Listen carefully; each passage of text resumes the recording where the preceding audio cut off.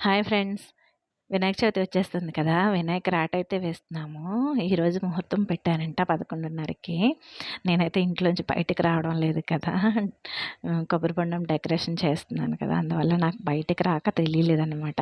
వాళ్ళు మార్నింగ్ వచ్చి, "అక్క ఇవాళ రాట ఏస్తున్నాము రండక్క" అని పిలిచారు. సరే అని చెప్పి నేను వెళ్ళాను. అయితే అందరిమి ముందుగానే రాటకి పసుపు రాసి బొట్లు పెట్టేసి టైం అయ్యే వరకు అయితే వెయిట్ చేసాము. ఇంకా టైం అయిన తర్వాత అందరం కలిసి రాట వేసేసి అక్కడ పూజ చేసేసి ప్రసాదాలు పంచేసి వచ్చేసాననమాట నేను.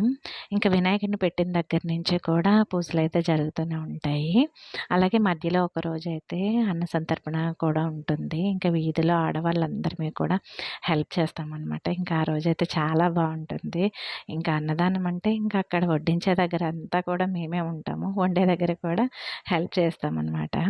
ఇంకా 9 రోజులైతే 9 రోజులు, 11 రోజులు, 15 రోజులు ఎన్ని రోజులైతే అన్ని రోజులు కూడా సరదాగా ఉంటుంది. ఇంకా సాయంత్రం అందరమే పనులు ముగించేసుకొని వినాయకుడి దగ్గరికి వెళ్ళి అక్కడ కాసేపు గేమ్స్ పెట్టుకోవడము, లేదా పాటలు పాడుకోవడము, లేదంటే చిడతలు నేర్చుకోవడము ఏదో ఒకటి చేస్తామనమాట.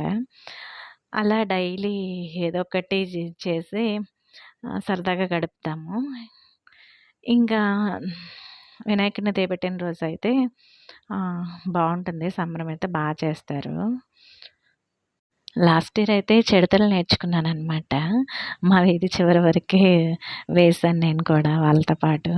ఇక్కడున్న ఆడవాళ్ళందరమీ ఏసామనమాట.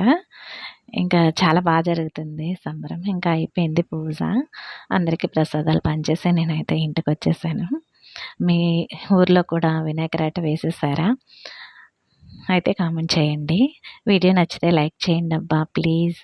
చూస్తున్నారు కానీ అందరూ వెళ్ళిపోతున్నారు. అసలు లైకే చేయటం లేదు. సో ఇది friends video. Thanks for watching. Bye bye.